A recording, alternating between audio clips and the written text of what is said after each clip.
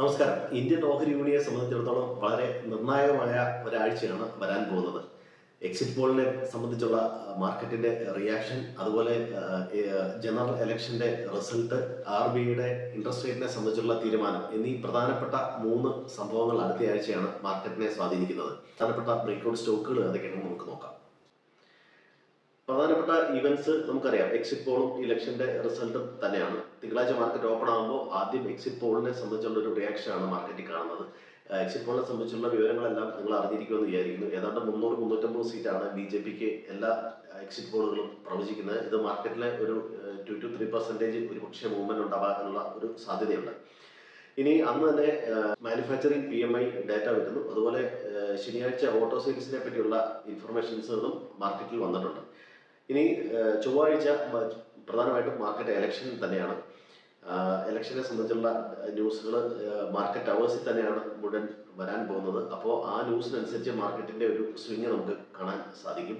ഇനി ബുധനാഴ്ച service PMI ഡാറ്റയാണ് പ്രധാനമായിട്ടും വരാനുള്ളത്. അതുകൂടാതെ തന്നെ ചൈന, യൂറോ ഏരിയ അങ്ങനെയുള്ള സ്ഥലത്തെ US എന്നിവിടങ്ങളിലെ PMI ഡാറ്റയും വരാൻ സാധ്യതയുണ്ട്. ഇനി അന്ന് തന്നെ ഓസ്ട്രേലിയ GDP, കാനഡയിലെ ഇൻട്രസ്റ്റ് റേറ്റ് ഡിസിഷൻ എന്നിവയും അന്ന് തന്നെ വരും. ഇനി വ്യാഴാഴ്ച ECB ഇൻട്രസ്റ്റ് റേറ്റിനെ സംബന്ധിച്ചുള്ള ഡിസിഷനും US ജോബ്ലെസ് ക്ലെയിമും വരും. ഫ്രൈഡേ RBIയുടെ ഇൻട്രസ്റ്റ് റേറ്റിനെ സംബന്ധിച്ചുള്ള തീരുമാനവും US അൺഎംപ്ലോയ്മെന്റ് ഡാറ്റയാണ്. ഈ വരുന്ന ആഴ്ച പ്രധാനമായിട്ടും മാർക്കറ്റിനെ സ്വാധീനിക്കാൻ സാധ്യതയുള്ളത്. ഇതിൽ ഏറ്റവും പ്രധാനം ഇലക്ഷനും എക്സിറ്റ് പോളും RBIയുടെ ഇൻട്രസ്റ്റ് റേറ്റ് ഡിസിഷൻ തന്നെയാണ്. ഇനി നമുക്ക് നിഫ്റ്റിയുടെ ചാർട്ട് ഒന്ന് നോക്കാം. നിഫ്റ്റിക്ക് അടുത്തയാഴ്ച ഉള്ള പ്രധാനപ്പെട്ട റെസിസ്റ്റൻസ് ലെവൽ 22,800, 23,000 തന്നെയാണ്. ഇനി മാർക്കറ്റ് റിസൾട്ട് ഫേവറബിൾ ആയിട്ട് വരികയാണെങ്കിൽ 23,800 വരെയുള്ള ഒരു മാർക്കറ്റിന്റെ മൂവ്മെന്റ് ആണ് ഇതിൽ നിന്ന് പ്രതീക്ഷിക്കുന്നത്. ഒരു സപ്പോർട്ടായിട്ട് കാണുന്നത് 22,300, 22,000, 21,700 ലെവലുകളാണ്. ഇനി ബാങ്ക് നിഫ്റ്റിയെ സംബന്ധിച്ചിടത്തോളം നിഫ്റ്റിയെക്കാട്ടിലും അല്പം ബുള്ളിഷായിട്ട് തന്നെയാണ് ബാങ്ക് നിഫ്റ്റി നിൽക്കുന്നത്. ബാങ്ക് നിഫ്റ്റി 49,000, 49,500, 50,000 ലെവലുകളാണ് മാർക്കറ്റ് ഫേവറബിൾ ആണെങ്കിൽ സാധ്യതയുള്ള റെസിസ്റ്റൻസ്. സപ്പോർട്ടായിട്ട് വരുന്നത് 48,020 ലെവല്, 47,500, 47,000 ലെവലുകളാണ് സപ്പോർട്ടായിട്ട് കാണുന്നത്. ഇനി പ്രധാനപ്പെട്ട സ്റ്റോക്കുകൾ ഏതൊക്കെയാണെന്ന് നമുക്ക് നോക്കാം. ആദ്യത്തെ സ്റ്റോക്ക് ജയകുമാർ ഇൻഫ്ര പ്രോജക്റ്റ് ആണ്. ഏതാണ്ട് 720 ലെവൽ ഒരു ബ്രേക്ക്ഔട്ട് ഏരിയ ആണ്. ആ ബ്രേക്ക്ഔട്ട് നടന്നു കഴിഞ്ഞിരിക്കുന്നു. ഇപ്പോൾ ഇനി ആ ലെവലിൽ തന്നെ ഒരു റീടെസ്റ്റിന് സാധ്യതയുണ്ട്. അല്ലെങ്കിൽ കുറച്ച് ക്വാണ്ടിറ്റി ഇപ്പോഴത്തെ ഹൈ കട്ട് ചെയ്യുമ്പോൾ എടുക്കാം, അല്ലെങ്കിൽ റീടെസ്റ്റിന് വരുമ്പോൾ അടുത്ത ക്വാണ്ടിറ്റി നമുക്ക് കൺസിഡർ ചെയ്യാം. പക്ഷേ ഇതിനുള്ളൊരു അവസരം കിട്ടുമെന്ന് തോന്നുന്നില്ല. മാർക്കറ്റ് തിങ്കളാഴ്ച നല്ല രീതിയിൽ റിയാക്ട് ചെയ്യുകയാണെങ്കിൽ വീണ്ടും ഹൈ കട്ട് ചെയ്ത് പോകാൻ തന്നെയാണ് സാധ്യത. അതുപോലെ തന്നെ അടുത്ത സ്റ്റോക്കാണ് ബിക്കാജി ഫുഡ് ഇന്റർനാഷണൽ. ഏതാണ്ട് 600 ലെവൽ ഇതിന്റെ അടുത്ത ഒരു ബ്രേക്ക്ഔട്ട് ലെവലാണ്. കഴിഞ്ഞ ദിവസം നല്ല മൂല്യത്തോടുകൂടി മാർക്കറ്റിൽ ഈ സ്റ്റോക്ക് പെർഫോം ചെയ്തിരുന്നു.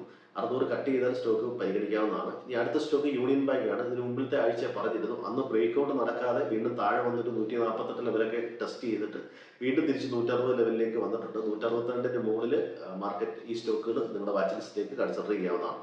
അടുത്ത stock Jupiter wagon. Jupiter wagon continuous ആയിട്ട് ഹൈ കട്ട് ചെയ്ത് പോകുന്ന ആ ഒരു പാറ്റേണിൽ തന്നെയാണ് നിലവിലുള്ളത്. ഒരു 550 ലെവലുകൾ, 500 ലെവലുകളൊക്കെ സപ്പോർട്ടുണ്ട്. ഇപ്പോൾ റെയിൽവേക്ക് ഗവൺമെന്റ് നൽകുന്ന ആനുകൂല്യമൊക്കെ കൂടുതൽ കിട്ടാൻ സാധ്യതയുള്ള ഒരു കമ്പനികളിലൊന്നാണ് ജൂപ്പിറ്റർ വാഗൺ. വീണ്ടും ഇത് ഹയർ ലെവലിലേക്ക് പോകാൻ സാധ്യതയുണ്ടെന്നാണ് പ്രതീക്ഷിക്കുന്നത്. അതുകൊണ്ട് വാച്ച് ലിസ്റ്റിൽ സൂക്ഷിക്കാവുന്നതാണ്. അടുത്ത സ്റ്റോക്ക് അദാനി പോർട്ടാണ്. ഈ ഇലക്ഷനെ സംബന്ധിച്ചിടത്തോളം വളരെ സെൻസിറ്റീവ് ആയ സ്റ്റോക്കുകളാണ് അദാനി ഗ്രൂപ്പിലുള്ള സ്റ്റോക്കുകൾ. എല്ലാം കഴിഞ്ഞ വെള്ളിയാഴ്ച നല്ല രീതിയിൽ പെർഫോം ചെയ്തിരുന്നു. ഭൂരിഭാഗം സ്റ്റോക്കുകളും 5% മേളിൽ അദാനി പവർ വളരെ നന്നായിട്ട് പെർഫോം ചെയ്തിരുന്നു. അദാനി പവർ നമ്മൾ വാച്ച് ലിസ്റ്റ് ഉൾപ്പെടുത്തിയിട്ടില്ല, കാരണം നന്നായിട്ട് പെർഫോം ചെയ്തുകൊണ്ട്. പക്ഷേ മാർക്കറ്റ് ഫേവറബിൾ ആണെങ്കിൽ അദാനി ഗ്രൂപ്പിലൊക്കെ തന്നെ ഒരു മൊമെന്റം, പോസിറ്റീവായിട്ടുള്ള ഒരു മൊമെന്റം നമുക്ക് കാണാവുന്നതാണ്. അതിനകത്ത് പ്രധാനമായിട്ട് 1-2 സ്റ്റോക്കുകൾ മാത്രമാണ് പറയുന്നത്. അതിനകത്ത് അദാനി പോർട്ട് ഒരു 1450 ലെവലിൽ കട്ട് ചെയ്താൽ വീണ്ടും അപ്സൈഡിനുള്ള ഒരു പൊട്ടൻഷ്യൽ കാണിക്കുന്നുണ്ട്. അതുപോലെ തന്നെ അദാനി എന്റർപ്രൈസ് 3450 ലെവലാണ് ഒരു റെസിസ്റ്റൻസ് ആയിട്ട് വരുന്നത്. അതിന് മുകളിൽ പോയാൽ നമുക്ക് കൺസിഡർ ചെയ്യാവുന്ന ഒരു സ്റ്റോക്ക്. ഇനി കഴിഞ്ഞ വീഡിയോകളിലൊക്കെ നമ്മൾ പ്രധാനമായിട്ടും ഏതൊക്കെ സെക്ടറാണ് BJP സർക്കാർ വന്നാൽ ഏതൊക്കെ സെക്ടറാണ് പരിഗണിക്കേണ്ടത് ഇതിനു മുമ്പുള്ള വീഡിയോയിൽ പറഞ്ഞിട്ടുണ്ട്. വീഡിയോ നമ്മൾ കമന്റിൽ കൊടുക്കാവുന്നതാണ്, നിങ്ങൾക്കത് മനസ്സിലാക്കാവുന്നതാണ് ഏതൊക്കെ സെക്ടറാണ്. അത്തരം സെക്ടറുകളെല്ലാം ഈ ഇലക്ഷന്റെ റിസൾട്ട് വരുമ്പോൾ നന്നായിട്ട് പെർഫോം ചെയ്യാനുള്ള ഒരു സാധ്യതയുണ്ട്. അത് പ്രധാനപ്പെട്ടത് ഒന്നുകൂടെ പറയാം, ഇൻഫ്രാസ്ട്രക്ചർ, അതിനകത്ത് റോഡ്, റെയിൽ, ടെലികോം, എയർപോർട്ടുമായിട്ട് ബന്ധപ്പെട്ട കമ്പനികൾ, അതുപോലെ തന്നെ പവർ ആൻഡ് ഗ്രീൻ എനർജി സെക്ടറിൽപ്പെട്ട കമ്പനികൾ, ഡിഫൻസ്, പബ്ലിക് സെക്ടർ കമ്പനികൾ, അതുപോലെ തന്നെ PSU ബാങ്ക്സ്, ഓട്ടോ കമ്പനികൾ, ഡിജിറ്റൽ ആൻഡ് സെമി കണ്ടക്ടർ സെക്ടറിലുള്ള സ്റ്റോക്കുകൾ. ഈ സ്റ്റോക്കുകളെല്ലാം സർക്കാർ നല്ല രീതിയിൽ ആനുകൂല്യം നൽകുന്നതിനാൽ നല്ല രീതിയിൽ പെർഫോം ചെയ്തു വരുന്ന കമ്പനികളാണ്, ഈ സെക്ടറുകളാണ്. ഈ സെക്ടറുകളിൽ നല്ല രീതിയിലൊരു മൊമെന്റം നമുക്ക് കാണാവുന്നതാണ്.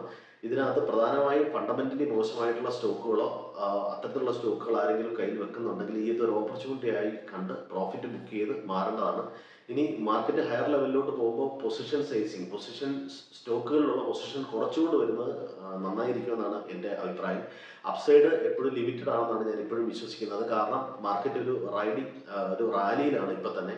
അപ്പോൾ ഇനി ഈ ന്യൂസ് വരുമ്പോൾ വളരെ പെട്ടെന്ന് ഒന്നുകൂടെ ഒരു ഹൈക്ക് കാണാം മാർക്കറ്റിൽ. അതിനപ്പുറത്തേക്ക് വീണ്ടും സസ്റ്റെയിൻ ചെയ്ത് പോകുമോ എന്ന് കണ്ടറിയേണ്ടത് തന്നെയാണ്.